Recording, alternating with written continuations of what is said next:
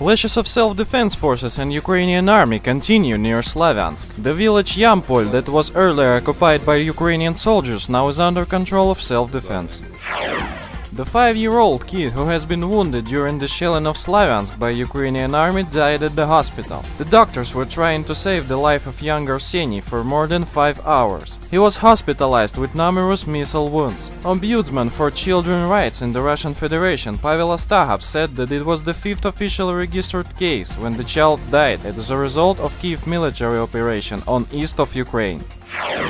Clashes of the self-defense forces and Ukrainian army continue near the Russian border. According to the self-defense report, the most severe clashes are near the village Krasny Partizan. No information about the casualties from both sides.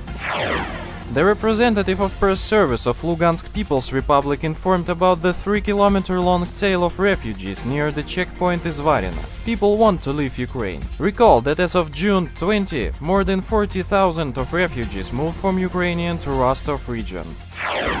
Ukrainian channel 1+1 showed the pictures from the quest dedicated to the famous online game World of Tanks, which took place on the training area near Moscow. Ukrainian TV channel gave that video as irresistible proof of the arrival of Russian armor to Donetsk region. Even the logo of the game World of Tanks, which can be seen on so-called Russian armored fighting vehicles, didn't confuse the journalist of TV channel 1+1.